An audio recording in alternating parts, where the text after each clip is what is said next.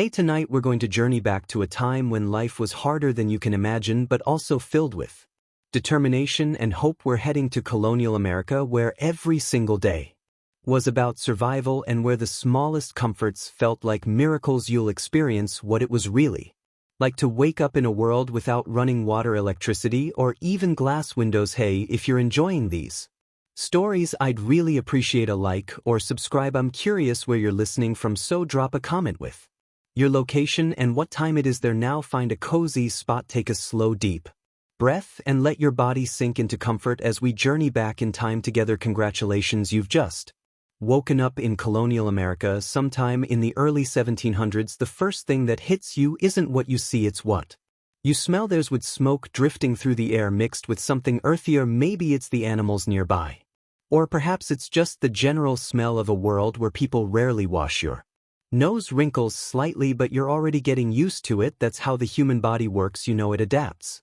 faster than you'd think. The good news is you're alive and relatively healthy in an era where both of those things are pretty remarkable achievements. The bad news, well, you're about to discover that almost everything you take for granted in modern life simply doesn't exist yet. But here's the thing that might surprise you: the people around you aren't miserable, they're just living the only life they know, and they've figured out ways to find joy even when things are tough. You're lying on what passes for a bed in this era. It's not like the mattresses you know. This is basically a wooden frame with ropes strung across it, topped with a thin mattress stuffed with straw or corn husks. The ropes have stretched overnight, leaving you with it sag a dip in the middle. You can feel every single piece of straw poking through the rough cloth. Your back aches in places you didn't know backs could ache. That's just how sleeping works here. Everyone wakes up a little sore. The room around you is dim, lit only by whatever sunlight manages to squeeze through the small windows. There's no glass in these windows. Glass costs more than most people make in a year. Instead, there are wooden shutters that you can close to keep out rain and cold, but that also keeps out light. Some families stretch oiled paper or cloth across their windows, which lets in a little light but makes everything look cloudy and strange. You can hear your stomach rumbling. That's actually a good sign. It means you're not one of the many colonists who go to bed hungry, but it also means it's time to start the day, because getting food on the table in Colonial America is an all-day job that starts before sunrise. The house is starting to stir around you. You can hear the soft thud of bare feet on wooden floors, the creak of floorboards that have been settling for decades. Someone's already up and moving, probably the woman of the house, because her day starts earliest of all. She needs to get the fire going again because it died down overnight, and without it there's no way to cook food or heat water or stay warm. You swing your legs out of bed and your feet hit the floor with a shock. The floor is just packed dirt, hard as stone and cold as winter. Some wealthier families have wooden floors, but most people live with floors made of earth that's been pounded down until it's smooth and solid. It's actually surprisingly practical, easy to sweep, and it doesn't cost anything to install. But it's always cold, and when it rains hard, sometimes water seeps up through the ground. The cold hits your body like a slap. There's no central heating here, obviously, and the fire that kept the house slightly warm yesterday evening has died down to glowing coals. You can see your breath in the air. Everyone's breath makes little puffs of steam in the morning, even in summer and winter. People sometimes wake up to find frost on the insides of their windows and ice in their water buckets. You're wearing the same clothes you wore yesterday and the day before and the day before that. This isn't because you're lazy or dirty.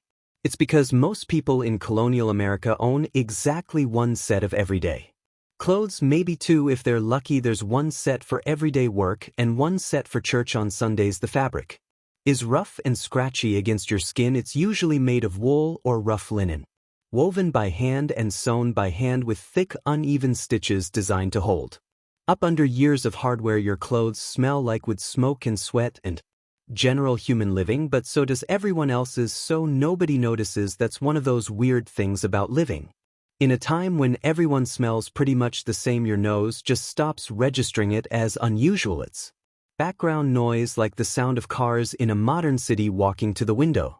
You push open the wooden shutters and peer outside. The sun is just starting to rise, painting everything in that soft golden light that makes even the hardest life look beautiful for a moment. You can see other houses scattered around, most of them looking very much like the one you're in, small, wooden with steep roofs And tiny windows, some are made with a technique called lee and dorb, where thin wooden sticks are woven together like a basket and then covered with a mixture of mud, straw, and animal dung that hardens into surprisingly sturdy walls. The landscape looks different than you'd expect. There are stumps everywhere, big thick tree stumps that show where massive trees once stood, clearing land.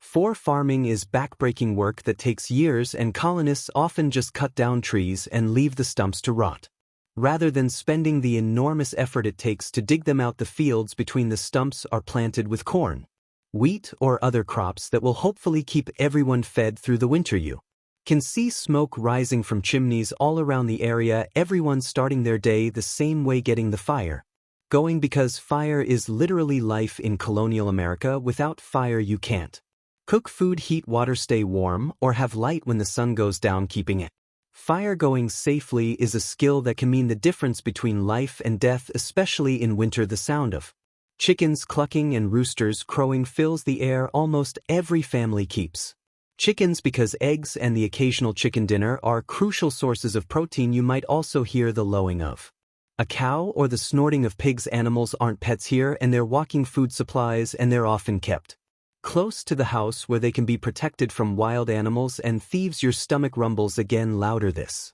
time to think about breakfast, though breakfast is a generous term for what you're about to eat. Most colonial families start the day with something called mush, basically a porridge made from cornmeal and water, maybe with a little milk if the cow is producing. If you're lucky, there might be a bit of molasses or honey to sweeten it, but sugar is incredibly expensive and most families rarely taste it. The woman of the house is already in the kitchen area, which isn't really a separate room but just one end of the main room where the big fireplace is. She's building up the fire, feeding small sticks and kindling to the coals that she kept alive overnight. This is skilled work. If the fire dies completely, she'll have to walk to a neighbor's house to get live coals to restart it, because matches won't be invented for another century or so. You can hear the scrape of metal on metal as she hangs an iron pot over the fire. Everything about cooking here is heavy and hot and dangerous. The pots are made of thick iron that weighs more than you'd believe. The fire throws off sparks, and unpredictable heat burns are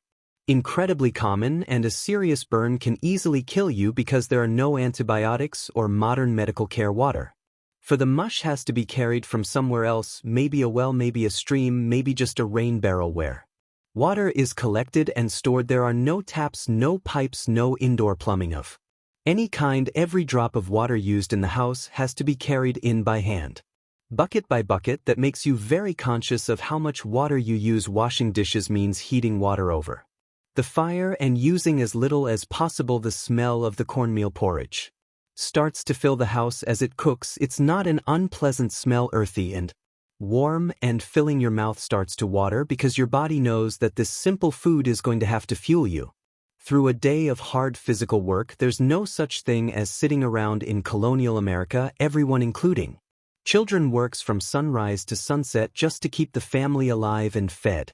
While the food cooks, you might hear the sound of someone else in the family starting their morning chores. Maybe it's the crack of wood being split for the fire, or the squeak of a door as someone goes out to check on the animals. Even create useful tools from raw materials. They're incredibly skilled and self-sufficient in ways that might surprise you. The porridge is ready now. The woman of the house ladles it into wooden bowls. There are no plates as you know them. Most families eat from wooden trenches, which are basically thick wooden boards with hollows carved out for food. Spoons exist, but forks are rare, and knives are mostly for cutting, not eating. Most people eat with their hands or use pieces of bread to scoop up food. The mush is hot and filling, though not particularly flavorful. There's no salt unless the family can afford to buy it, and most seasonings are whatever herbs can be grown locally. But when you're hungry and facing a day of hard work, even plain food tastes good. Your body craves the calories and carbohydrates that will give you energy for the physical labor ahead. As you eat, you start to think about the day ahead. If you're lucky enough to live on a farm, and most colonists do, your day will be spent doing whatever work the season demands. In spring, that might mean plowing fields or planting crops. In summer, it's weeding and tending the growing plants. In fall, it's harvesting and preserving food for winter. In winter, it's maintaining tools, spinning thread, making clothes, and trying to stay warm. The rhythm of life here follows the seasons and the sun. You go to bed when it gets dark because candles are expensive and firelight is dim. You wake up when the sun rises because there's no point lying in bed when there's work to be done. Your schedule is determined by the weather, the crops, and the animals. Not by clocks or calendars. Outside you can hear the sound of other families starting their days, children's voices as they do their morning chores, the thunk of an axe biting into wood, the squeak of a well rop as someone draws water, the sound of a cow being milked. These are the sounds of a community where everyone depends on everyone else for survival, and survival really is the key word here. You're living in a time when a bad harvest means hunger, when a harsh winter means death, when a simple injury can become infected and kill you. There are no hospitals, no grocery stores, no government programs to help when things go wrong. Families and communities have to take care of themselves and each other, but there's also something deeply satisfying about this life, even with all its hardships. When you grow your own food, build your own shelter, and make your own clothes, you have a connection to the basic necessities of life that most modern people never experience. You know exactly where your food comes from and how much work it took to produce it. You understand the value of simple things like a warm fire or a dry roof over your head. The porridge is finished now, and it's time to start the real work of the day. Your body feels heavy and warm with food ready for whatever physical challenges lie ahead. The fire is burning steady and bright, promising warmth and the ability to cook dinner later. The sun is rising higher, bringing light and the promise of another day survived in this challenging but ultimately rewarding world. You're about to step into a day that will test your strength, your skills, and your endurance, but you're also about to experience the deep satisfaction that comes from using your hands and your back to create something valuable, to contribute to your family survival, and to be part of a community where everyone's work matters. As you step outside into the crisp morning air, the first thing you notice is how different this world smells. Compared to what you might expect, there's the clean scent of wood smoke, yes, but underneath that there's something earthier, more pungent. It's the smell of a world without modern sanitation, where humans and animals live much closer together than you're used to, and where the idea of taking a bath is almost unthinkable. The house you just left represents months of backbreaking labor.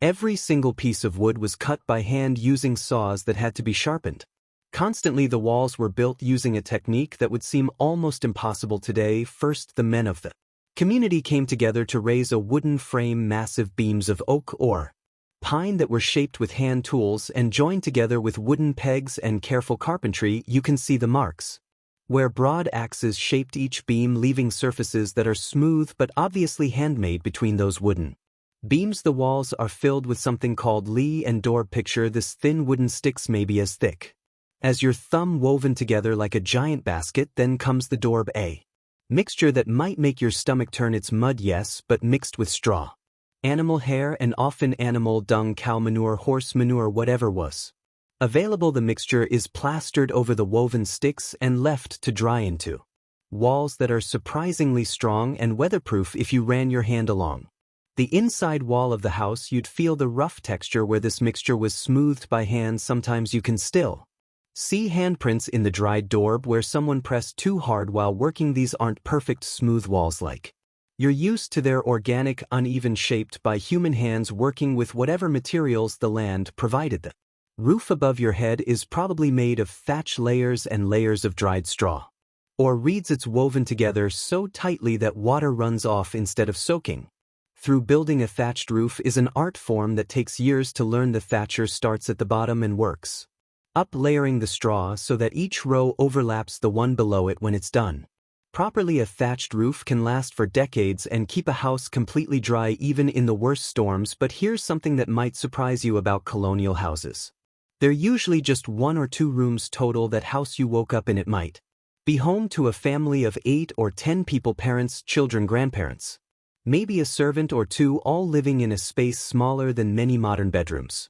Privacy, as you understand it, simply doesn't exist. Everyone sleeps in the same room, everyone shares the same space, and everyone knows everyone else's business. The lack of privacy extends to something that modern people find almost unimaginable: what happens when you need to use the bathroom. As you walk around the property, you notice a small wooden structure set back from the house, maybe 50 or 100 feet away, that's the privy or outhouse, and it's where every member of the family takes care of their most basic biological needs. The outhouse is basically a wooden shed built over a deep hole in the ground. Inside there's a wooden seat with a hole cut in it, and underneath that hole is a pit that might be 6 or 8 feet deep. There's no toilet paper that won't be invented for another century. Instead, there might be corn cobs, old rags, or just smooth stones for cleaning yourself in winter. Going to the outhouse means bundling up and trudging through snow and ice for what might be a very unpleasant few minutes. But here's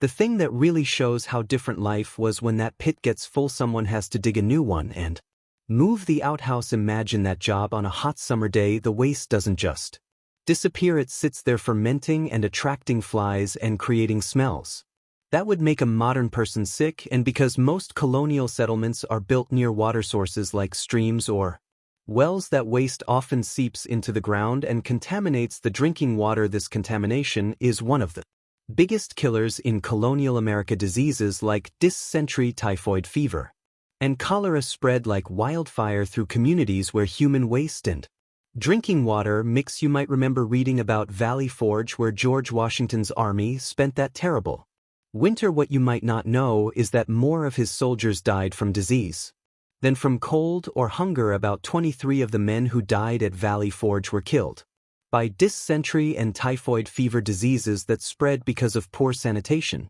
When night falls or the weather is too harsh for a trip to the outhouse, families use chamber pots. These are basically ceramic or metal bowls that people use as toilets inside the house.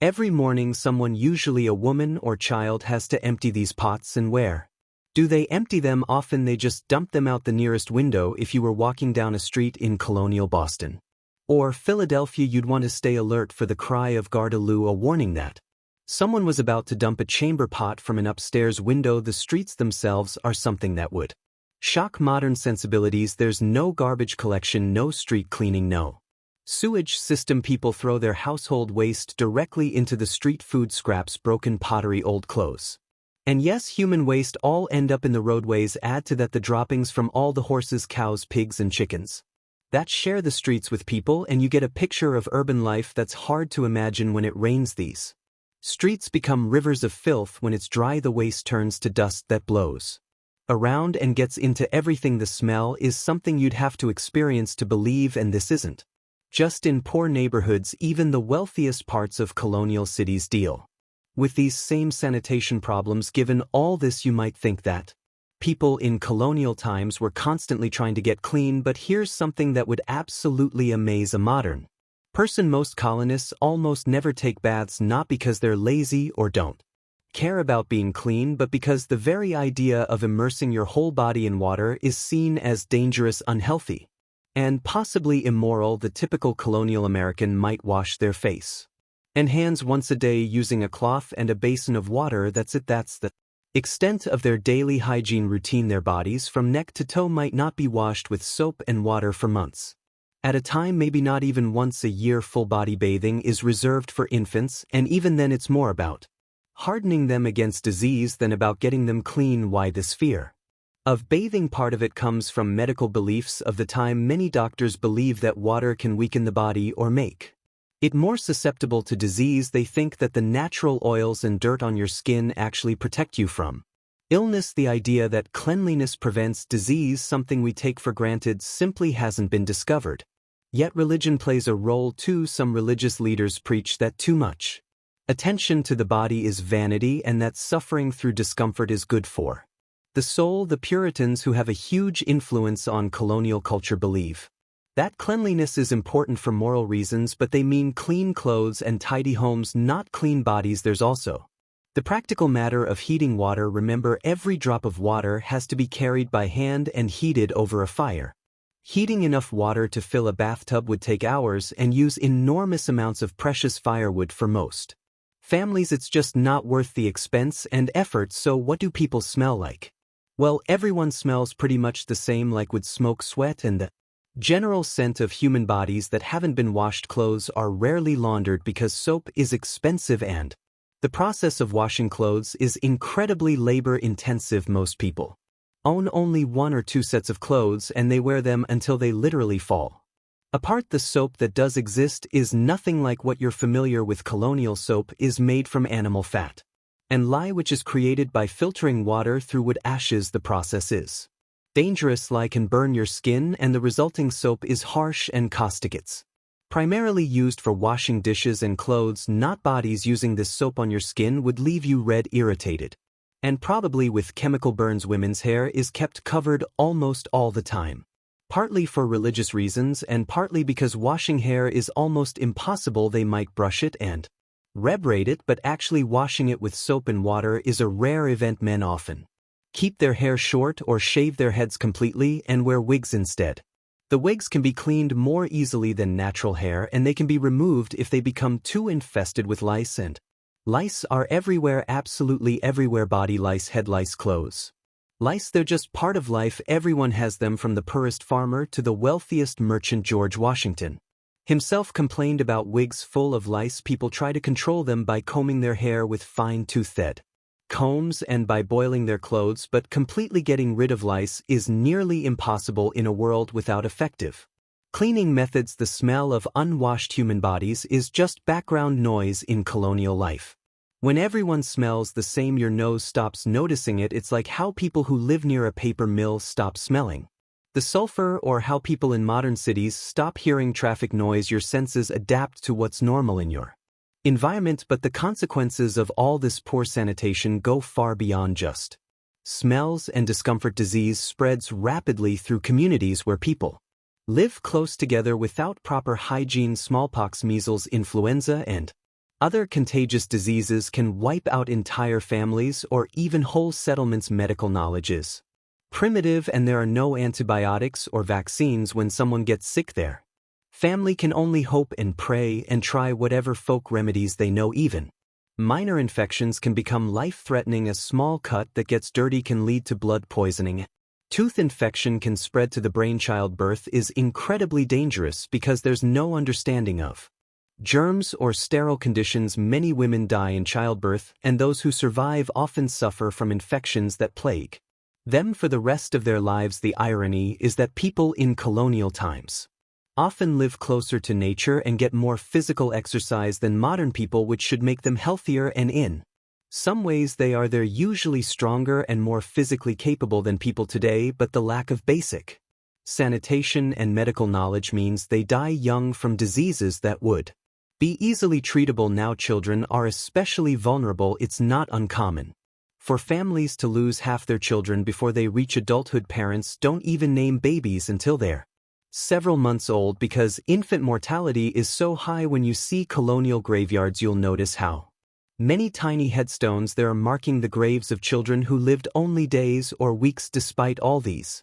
challenges, colonial families develop strategies for dealing with the realities of their time. They burn certain herbs to mask odor and hopefully repel insects. They change their clothes more often than they wash their bodies. They keep their living spaces as clean as possible, even if their bodies aren't clean by modern standards, and there's something to be said for the resilience this lifestyle builds. People in colonial times have incredibly strong immune systems because they're constantly exposed to germs and bacteria. Those who survive childhood are often remarkably hardy and able to withstand conditions that would make modern people seriously ill. The community aspect of colonial life also helps people cope with the hardships. When everyone faces the same challenges, there's a sense of shared struggle that brings people together. Neighbors help each other with difficult tasks, share resources during hard times, and provide emotional support when tragedy strikes. As you stand outside that colonial house, breathing in the morning air with all its complex smells,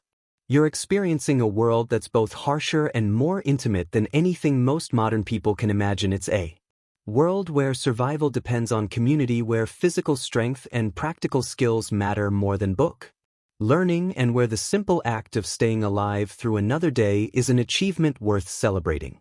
The sun is climbing higher now, and the day's work is calling. Time to discover what it really means to earn your living with your hands, and you're back in a world where there are no shortcuts, no machines to do the work for you, and no safety net if you fail. The workday in colonial America begins the moment you can see your hand in front of your face, and it doesn't end until the last light fades.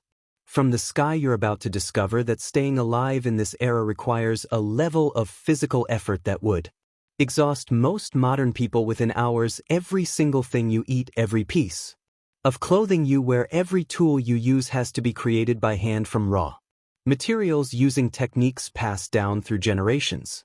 Your empty stomach reminds you that the morning's cornmeal mush was just the beginning of a day centered around food. Growing it, preparing it, preserving it, and constantly worrying about whether there will be enough to last through the winter. The difference between a good harvest and a bad harvest is literally the difference between life and death, and that knowledge shapes every decision a colonial family makes. If you're living on a farm, and remember, most colonists do, your day revolves around the endless cycle of agricultural work. Right now, in early morning, you can hear the sounds of animals that need tending. The cow needs milking, and that's usually a woman's job, though older children might help. Milking isn't the simple, peaceful process you might imagine from pictures. Cows in colonial times are smaller than modern dairy cows, but they're also more temperamental, and they give much less milk. The woman doing the milking sits on a low wooden stool beside the cow, holding a wooden bucket between her knees. Her hands work in a rhythm that she learned as a child: squeeze, pull, while the cow shifts and stamps and occasionally tries to kick. The milk comes out warm and frothy, and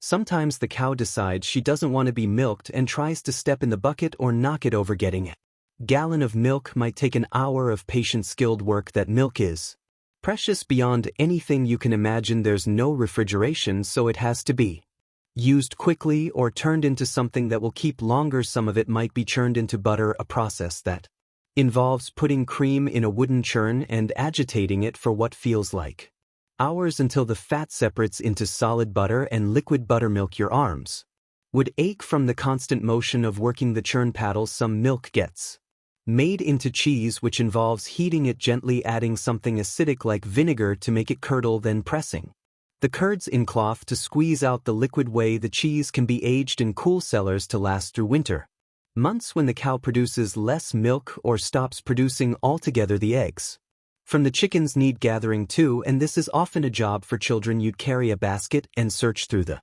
chicken coop, reaching carefully under hens that might peck your hand if they're feeling protective of their eggs.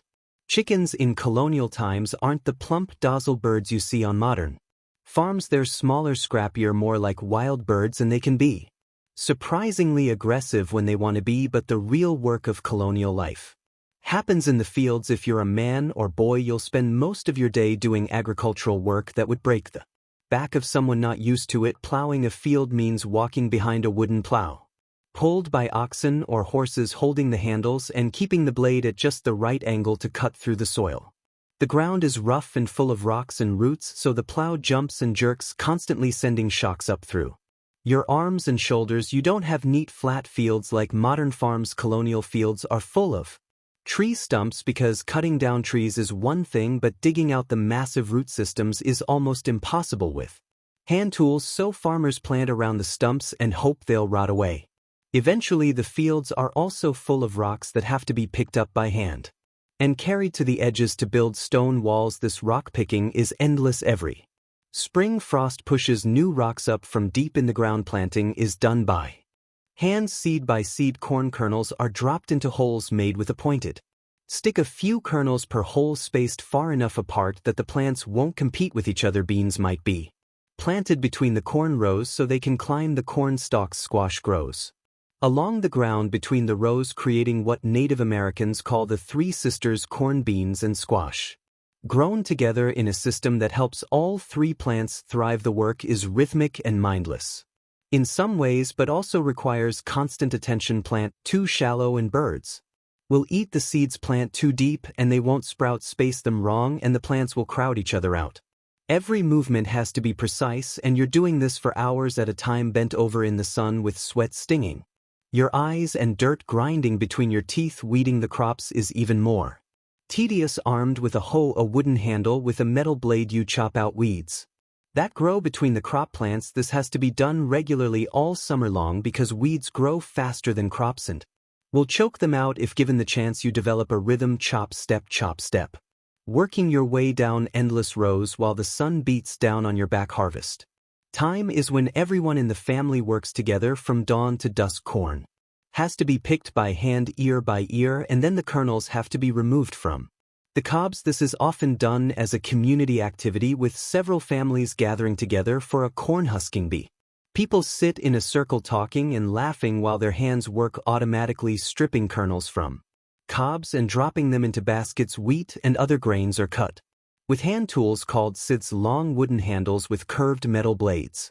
Using a scythe properly is an art that takes years to learn. You swing the blade in a smooth arc, cutting through the grain stalks close to the ground while walking forward at just the right pace. Do it wrong and you'll either miss the grain or cut yourself with a razor-sharp blade. The cut grain has to be gathered into bundles called sheave, then loaded onto carts and taken to a barn, where it can be threshed, beaten with wooden tools called flails to separate the grain from the stalks. Then the grain has to be winnowed, which means tossing it in the air on a windy day so the lighter chaff blows away and the heavier grain falls into baskets. Food preservation is a constant concern because there's no way to keep things fresh for long. Meat gets smoked, salted, or dried into jerky. Vegetables are pickled in brine or vinegar. Fruits are dried or made into preserves with precious sugar or honey. Root vegetables like turnips and carrots can be stored in cool cellars, buried in sand or straw to keep them from freezing or rotting. The smokehouse is a small building where meat is hung over smoldering fires for days or weeks. The smoke not only flavors the meat but also preserves it by driving out moisture and creating chemicals that prevent spoilage. Tending a smokehouse fire requires skill. Too hot and the meat cooks instead of smoking. Too cool and it spoils before it's preserved. Making salt pork involves packing pieces of pork in barrels with layers of coarse salt. The salt draws out moisture and creates an environment where harmful bacteria can't grow. Salt beef, salt fish. These preserved foods can last for months and provide protein when fresh meat isn't available. While the men and boys work in the fields, women and girls have their own exhausting list of tasks that never end. Making clothes starts with growing flax for linen or raising sheep for wool. Flax has to be harvested, soaked in water until it rots slightly, then beaten and combed to separate the fibers. Sheep have to be sheared once a year and their wool has to be cleaned, sorted, and prepared for spinning. Spinning thread is a skill that takes years to master. Using a spinning wheel, a woman draws out fibers and twists them into continuous thread, controlling the thickness and strength with subtle movements of her fingers. A skilled spinner can produce several hundred yards of thread in a day, but it requires hours of concentrated work. The spinning wheel makes a constant humming sound as the wheel turns, and women often sing or tell stories while they work to help pass the time. The thread then has to be woven into cloth on a loom, a wooden frame that holds parallel threads called the warp, while the weaver passes other threads called the weft back and forth through them. Operating a loom is like playing a musical instrument. Your hands and feet work together in complex patterns and the rhythm becomes almost hypnotic after a while. But even after the cloth is woven, the work isn't done. Wool cloth has to be fulled, washed, and beaten to make the fibers lock together and create a denser, warmer fabric. Linen has to be bleached by laying it out in the sun and dampening it repeatedly over weeks or months. Then the cloth has to be cut and sewn into clothes using patterns passed down from mother to daughter. All sewing is done by hand, stitch by tiny stitch. A woman might spend weeks making a single shirt, and every stitch has to be strong enough to withstand years of hardware and harsh washing. The thread is made from the same fibers as the cloth, and needles are precious metal tools that are carefully maintained and never lost. Cooking is another full-time job that requires constant attention and skill. Every meal has to be prepared over an open fire in the fireplace using heavy iron pots that hang from hooks and chains. Controlling the heat means moving pots closer to or farther from the flames, adding or removing logs, and constantly tending the fire to keep it at the right temperature. Bread baking happens in a stone or brick oven built into the side of the fireplace. First, a fire is built inside the oven chamber and allowed to burn until the stones are heated through. Then the coals and ashes are scraped out. Loaves of bread are placed inside on wooden paddles and the opening is sealed with a door or clay plug. The residual heat from the stones bakes the bread slowly and evenly, but you can only bake when the oven is hot. So bread baking is a major production that happens once or twice a week. Women often coordinate with neighbors so that several families can use the same oven on the same day, taking Turns sliding their loaves in and out of the hot chamber preparing other meals. Means constant stirring of stews and porridges to keep them from burning, careful attention to roasting meat on spits that have to be turned by hand and managing multiple pots and pans over a fire that throws off sparks and unpredictable heat. Burns are incredibly common, and a serious burn can easily become infected and kill you. Water for cooking and cleaning has to be carried from a well or stream bucket by bucket.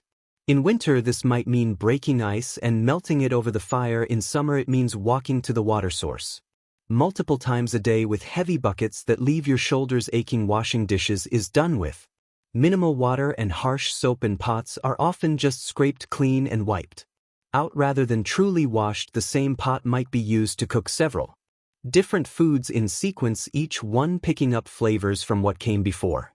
Laundry is an occasional nightmare that involves heating large quantities of water, scrubbing clothes on washboards with harsh soap, rinsing them in cold water, and wringing them out by hand before hanging them to dry. Women often do laundry together as a community activity, share in the work and the large vessels needed to heat water. The rhythm of colonial work follows the seasons and the daylight. In summer, when days are long, people work as much as 16 hours a day. In winter, when daylight is precious, they work by firelight but mostly focus on indoor tasks like spinning, weaving, and tool repair. Everyone in the family has essential work to do. Children as young as 5 or 6 have regular chores that contribute to the family's survival.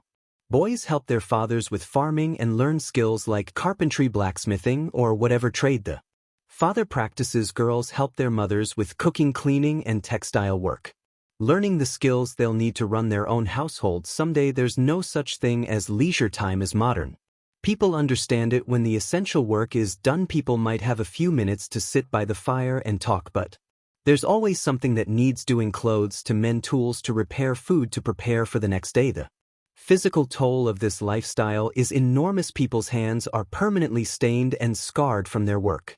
Their backs ache from bending over crops and looms. Their feet are tough and calloused from walking on rough ground.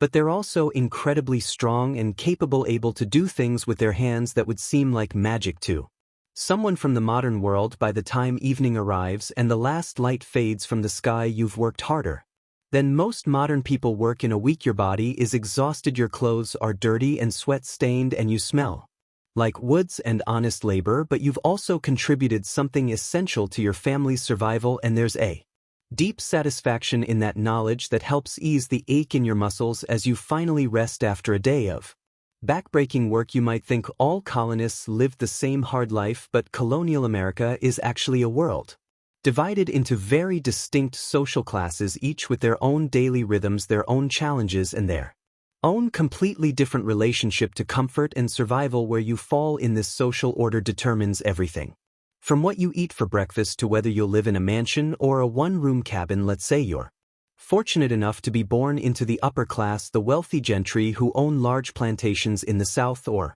extensive land holdings in the north. Your morning begins very differently than the farmer's dawn we experienced earlier. Instead of rushing to milk cows and tend fires, you wake up in a bedroom that might actually have glass windows, letting in soft filtered light that doesn't carry the bite of cold air. Your bed isn't a rope frame with straw, it's a proper wooden bedstead with a real mattress stuffed with feathers, or down the sheets are made of fine linen, smooth against your skin instead of rough and scratchy. When you wake up, you don't immediately jump into yesterday's clothes. Instead, a servant, possibly an indentured servant or enslaved person, helps you dress in clothes made from imported fabrics, cut by skilled tailor and sewn with tiny, precise stitches. If you're a wealthy man, your daily outfit might include a linen shirt with delicate ruffles, a waistcoat made of silk, or fine wool breeches that fit properly instead of hanging loose, and stockings made of silk instead of rough wool. Your shoes have actual buckles made of silver or pewter, and they're designed for walking on wooden floors rather than trudging through muddy fields. Wealthy women wear stays, that's the colonial version of a corset made with strips of whale bone that shape their torso into the fashionable silhouette of the time. Over this goes a chemise of fine linen, then a petticoat, then the actual dress, which might be made of silk imported from China, or fine Wool from England, the colors are richer and brighter than anything a poor farmer could afford. Deep blues dyed with indigo. Vibrant reds from costly cochineal or elegant blacks that show they can afford to keep dark clothing clean. Both wealthy men and women often wear wigs made from human hair, carefully styled and powdered white. These wigs are expensive status symbols that require professional care. A good wig might cost as much as a poor family makes in a year, and maintaining it properly requires regular visits from a wig maker who cleans it, restyles it, and treats it for the lice that are still a constant problem even for the wealthy. The wealthy colonial's breakfast is a world away from cornmeal mush. There might be real tea imported from China, served in delicate porcelain cups that cost more than most people's monthly income. Coffee is another luxury import, served with actual sugar, white refined sugar that's been processed in the Caribbean and shipped north at enormous expense. The food includes fresh bread made from wheat flour instead of coarse cornmeal, butter churned from cream instead of the occasional scraping of fat, and maybe even fresh fruits or preserves made with that precious sugar.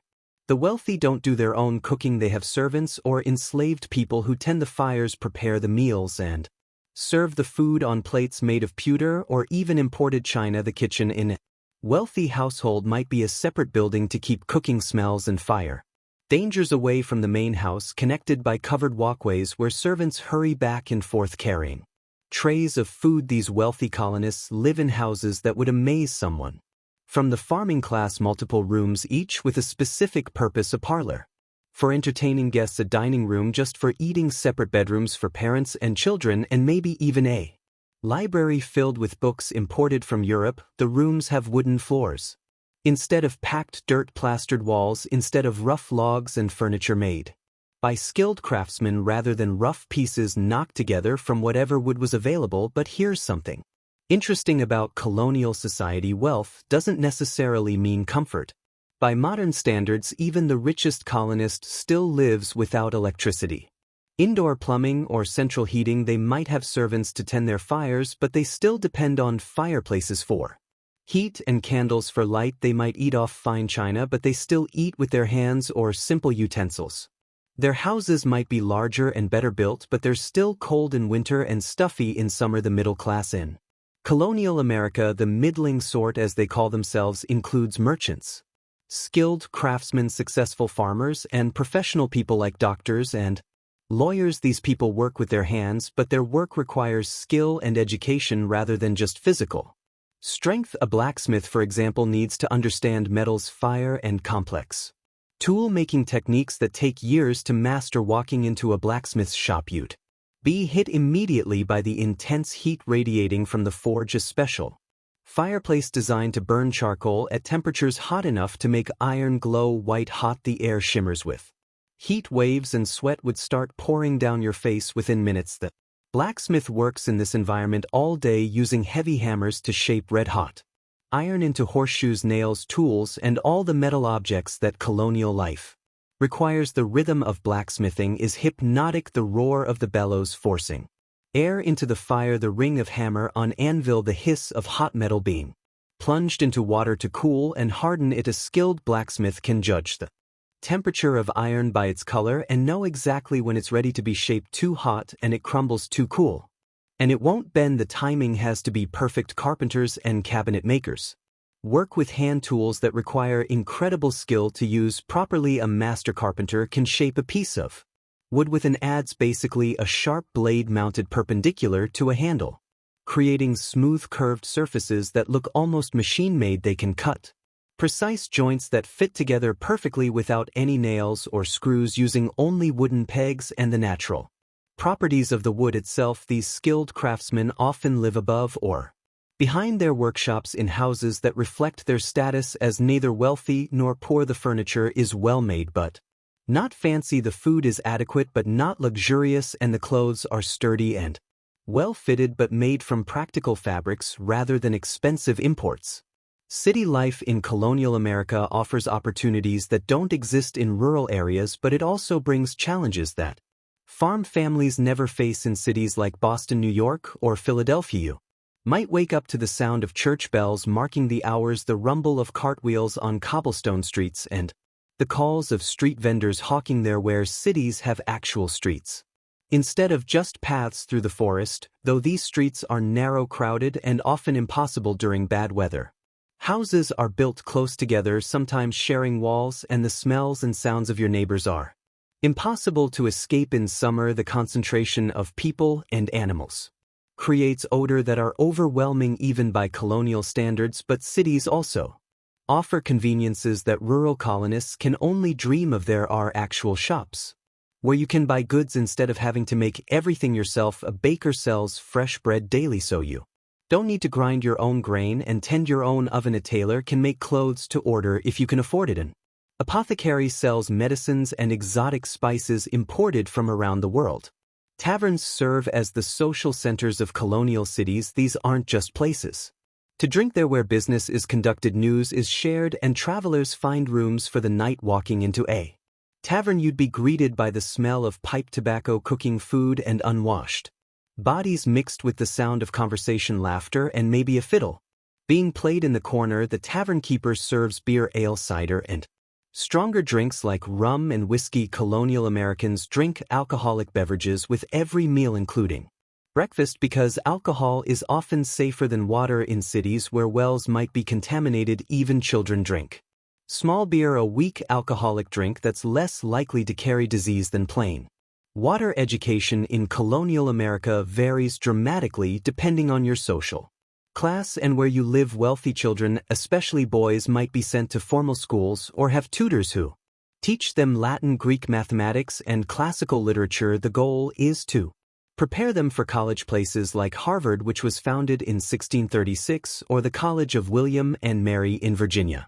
Middle-class children might attend what are called dame schools, informal schools run by women in their homes, where children learn basic reading, writing, and arithmetic. The dame who runs the school is usually a widow or unmarried woman who needs income, and she teaches a dozen or so children of various ages in her kitchen or parlor. Poor children, especially in rural areas, often get no formal education at all. They might learn to read from their parents or the local minister, but more often they go straight to work as soon as they're old enough to be useful for them. Education means learning practical skills: how to farm, how to cook, how to make and repair the things their families need to survive.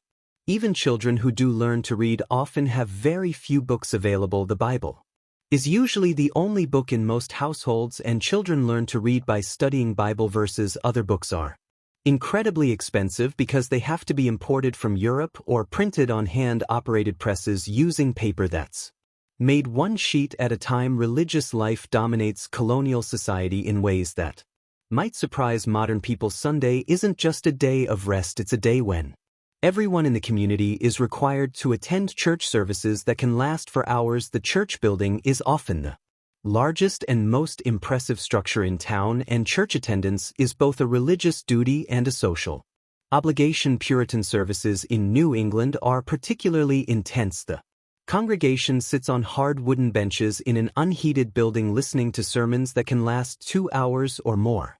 The minister preaches about sin, salvation, and the constant struggle between good and evil, often using fear of damnation to encourage proper behavior. People are expected to sit perfectly still and pay attention, and falling asleep during the sermon is considered a serious breach of etiquette. But church isn't just about religion, it's also where the community comes together to share news, conduct business, and maintain social connections. After the service, people linger in the churchyard, catching up on gossip, arranging marriages, and discussing the practical matters of community life. Religious beliefs also shape daily behavior in ways that go far beyond Sunday services. The Puritans believe that hard work is a form of worship, that suffering builds character, and that success in this world might be a sign of God's favor. These beliefs help explain why colonists are willing to endure such difficult living conditions. They see hardship as part of God's plan. Colonial communities organize themselves around shared work and mutual aid in ways that are essential for survival. Barn raisings bring together all the men in an area to build a new barn in a single-day house.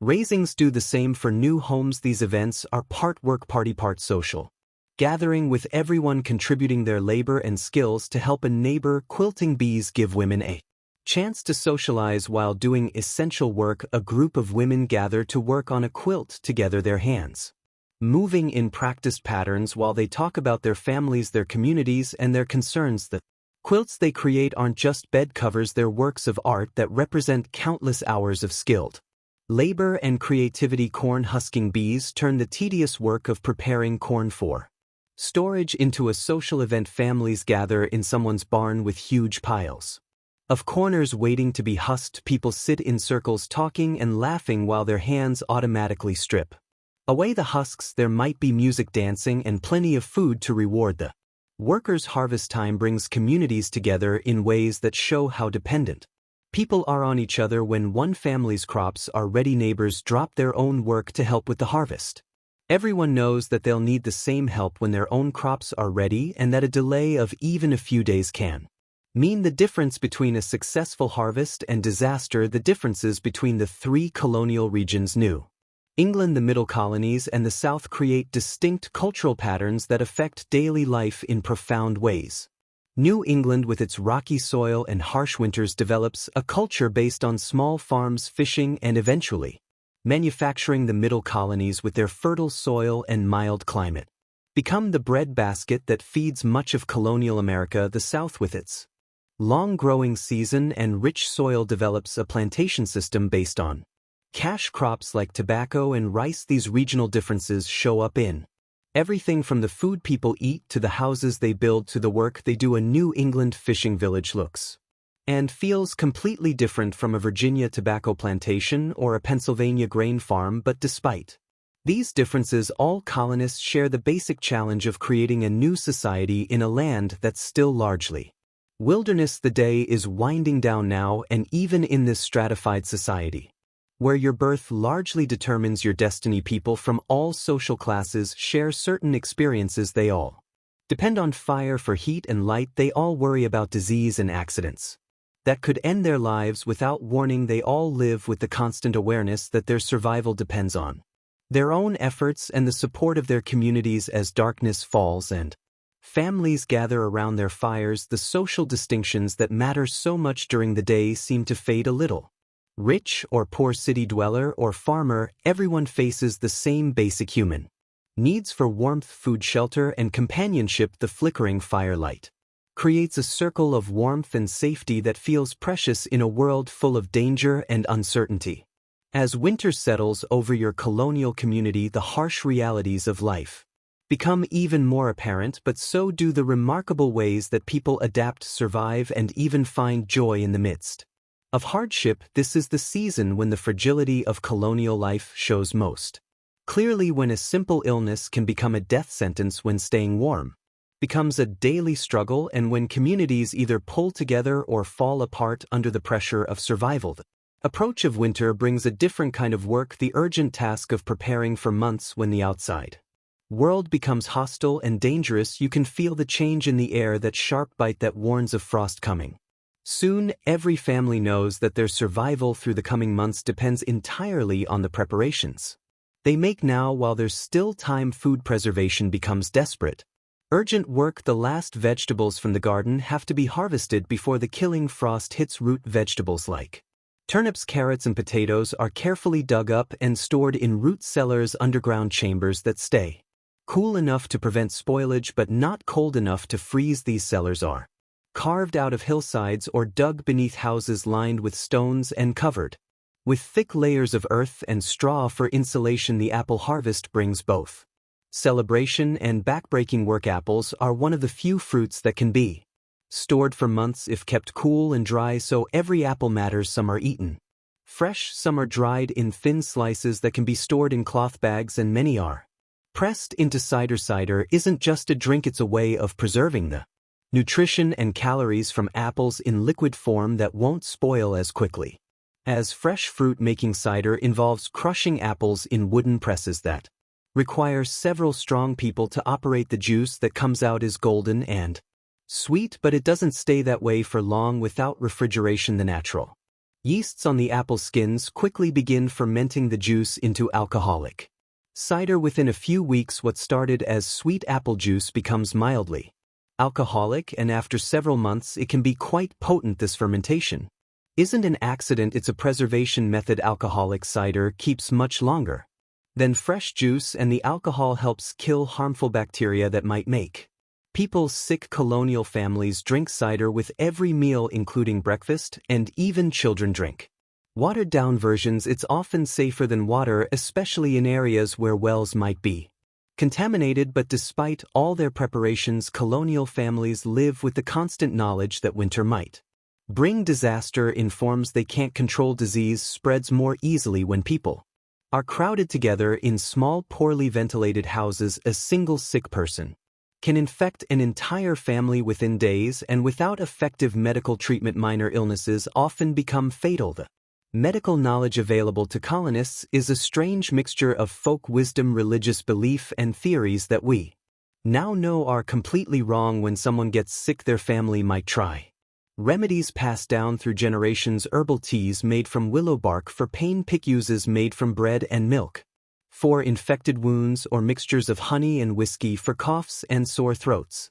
Some of these folk remedies actually work. Willow bark contains a compound similar to aspirin. Honey has natural antibacterial properties. Many herbs used in colonial medicine do have real medicinal effects, but the colonists don't understand why these treatments work, and they're just as likely to try remedies that are useless or even harmful. The few trained doctors available have medical theories that seem bizarre by modern standards. Many believe in the four humors, the idea that illness comes from imbalances between blood, phlegm, yellow bile, and black bile in the body. Treatments often involve trying to rebalance these humors through bloodletting, purging, or other methods that usually make patients sicker rather than better. Bloodletting involves cutting a vein and letting blood flow out into a bowl. Based on the theory that many illnesses are caused by having too much blood, doctors use sharp instruments called lancets to make the cuts, and they might take pints of blood from patients who are already weakened by illness. This treatment sometimes kills people who might have recovered on their own. Purging involves giving patients powerful laxatives or substances that cause vomiting, again based on the theory that illness comes from having too much of something in the body that needs to be expelled. These treatments leave patients dehydrated and exhausted, often making their conditions much worse. When someone needs a tooth pulled, and toothaches are incredibly common because dental care barely exists, they usually have to visit a barber, blacksmith, or other tradesman who has the tools and the willingness to attempt tooth extraction. There's no anesthesia except possibly alcohol or opium. If the family can afford it, the patient sits in a chair while the dentist grips the tooth with metal pliers and tries to pull it out, often breaking it and leaving infected fragments in the jaw. George Washington himself suffered from terrible dental problems throughout his life. Contrary to popular belief, his false teeth weren't made of wood, they were constructed from a combination of metal, ivory, and both human and animal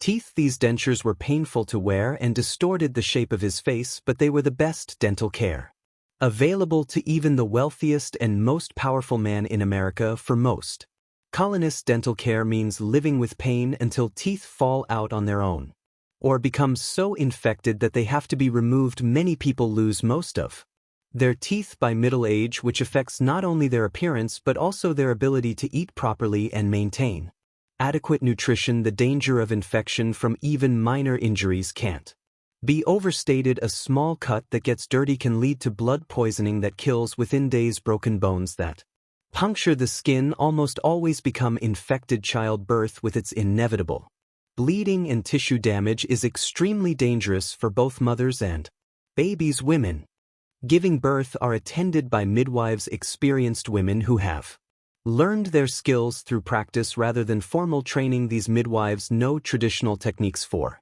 dealing with difficult births, but they have no understanding of germs or sterile conditions. They might use the same tools and cloths for multiple births without cleaning them, unknowingly spreading infections that kill new mothers. Infant mortality is heartbreakingly high. Families often lose half their children before they reach adulthood. Parents don't even name babies until they're several months old because so many die within days or weeks of birth. When you walk through colonial cemeteries, you see row after row of tiny headstones marking the graves of children who lived only briefly. These constant threats to health and survival create a culture where people are deeply religious and fatalistic. They believe that life and death are in God's hands and that suffering is part of His plan. This belief system helps them cope with tragedies that would devastate modern families: the death of children, the loss of spouses in their prime, the constant presence of pain and illness. But colonial life isn't all hardship and suffering. People find ways to create joy and celebration even in the midst of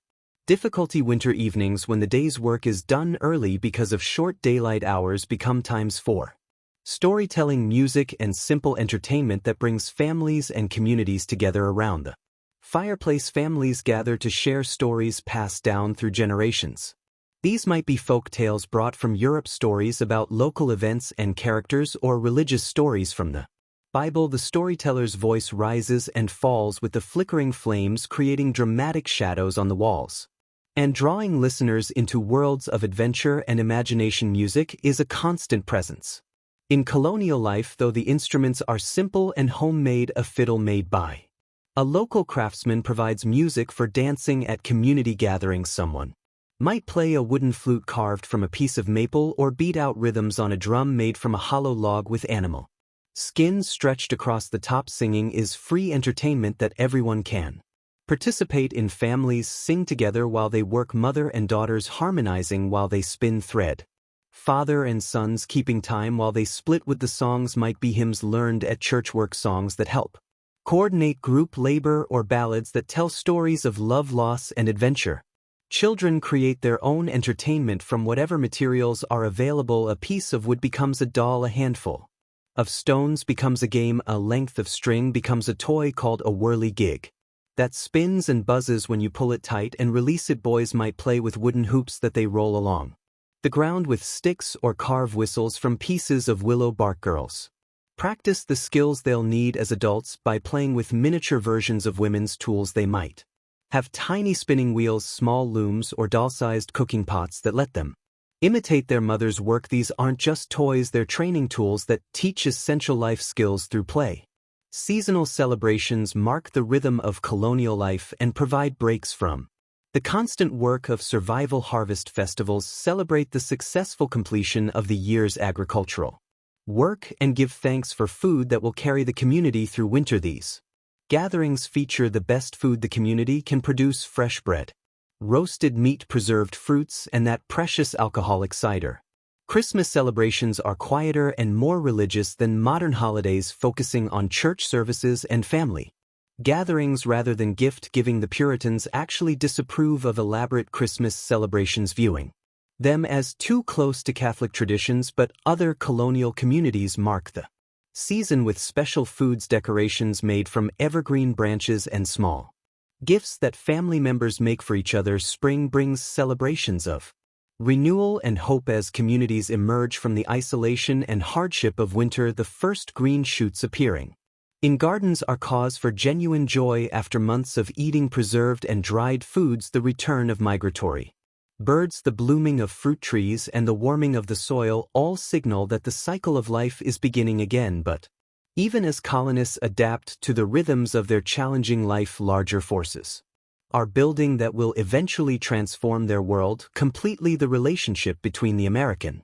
colonies and Great Britain is becoming increasingly strained over issues of taxation, representation, and control. The British government, deeply in debt from wars fought partly to defend the American colonies, begins imposing new taxes to raise revenue: the Sugar Act, the Stamp Act, the Townshend Acts. These measures require colonists to pay taxes on everything from molasses to paper to tea, but the colonists have no representatives in the British Parliament, leading to the famous cry of no taxation without representation. Colonial merchants and craftsmen find their businesses hurt by British policies that favor trade with England over local production. A blacksmith who could make nails for his community is told he must buy more expensive nails shipped from England. A furniture maker who could craft beautiful pieces from local wood is undercut by imported goods. That British law favors these economic pressures, combined with a growing sense of American identity that's been developing for generations. Colonists who were born in America, whose parents and grandparents were born in America, begin to think of themselves as Americans rather than British subjects. They've built communities, cleared wilderness, and created a new society through their own Labor and sacrifice. The Boston Tea Party of 1773 represents the culmination of years of growing resentment when British law gives the East India Company a monopoly on tea sales in America. Colonial merchants who have been importing and selling tea find their livelihoods threatened. The dramatic response, dumping hundreds of chests of expensive tea into Boston Harbor, shows how far the relationship between Britain and America has deteriorated. The punitive measures that Britain imposes in response: closing Boston Harbor, revoking Massachusetts charter, allowing British officials accused of crimes to be tried in England rather than America, convince many colonists that they can no longer count on fair treatment from the British government. As tensions escalate toward armed conflict, the daily life of colonists begins to change in subtle but significant ways. Women organize boycott of British goods. Refusing to buy imported tea cloth or other products, they revive the domestic production of items they had been importing, spinning more thread and weaving more cloth at home rather than buying finished goods from England. Men begin organizing militia units and practicing military drills on village greens. These aren't professional soldiers, they're farmers, craftsmen, and merchants who are learning to march in formation and fire muskets in coordinated volleys. They call themselves Minutemen because they pledge to be ready to fight at a minute's notice. The skills that colonists have developed through generations of hard living, self-reliance, practical problem solving, the ability to endure hardship, and strong community bonds turn out to be exactly what they need to fight for independence. People who can build houses, grow food, make tools, and survive harsh winters without outside help are well prepared to create a new nation without British support. When the revolution finally comes, it brings new hardships but also new hope. The Continental Army suffers terribly during that winter at Valley Forge, but the soldiers who survive are largely colonial farmers and craftsmen who already know how to endure cold, hunger, and discomfort. The women who support the war effort are already skilled at spinning thread, weaving cloth, and managing households without imported goods. As you drift off to sleep in your colonial bed with the fire dying down to glowing coals and the sounds of the community settling into nighttime quiet, you're experiencing the end of an era. The world you've lived in today, this world of handmade everything, of communities bound together by necessity, of lives shaped by the rhythms of seasons and the demands of survival, is about to be transformed by revolution and independence. But the character traits that this colonial experience has created won't disappear: the self-reliance, the willingness to work hard, the sense of community responsibility, the belief that ordinary people can solve extraordinary problems. These become part of the American character that continues to shape the nation for generations to come. The people sleeping around you tonight have already accomplished something remarkable. They've taken a wilderness and turned it into communities. They've transplanted European civilization to American soil and adapted it to new conditions. They've created a society where a poor farmer's son can become a skilled craftsman, where communities take care of their members, and where hard work and determination matter more than inherited status. In just a few years, these same people will create a new nation based on ideas that seem radical for their time: that governments should serve the people rather than the other way around, that ordinary citizens can govern themselves, that individual liberty and community responsibility can coexist. The daily experiences of colonial life, the need to cooperate for survival, the rewards of hard work, the dangers of concentrating too much power in distant authorities, have prepared them for this revolutionary experiment. So as you close your eyes and let the peaceful sounds of a colonial night wash over you, remember that you've spent a day in the lives of people who were quietly, unknowingly preparing to change the world. Their struggles with basic survival, their small daily acts of cooperation and mutual aid, their gradual development of a distinctly American way of life, all of this was building towards something larger than any of them could imagine. The morning will bring another day of hard work, another round of challenges and small triumphs, another opportunity to prove that free people can take care of themselves and each other, and eventually all those mornings will add up to something extraordinary. New nation built on the foundation of everything these colonial Americans learned about life, work, community, and the quiet dignity of ordinary people doing extraordinary things. Generated with https://com.ai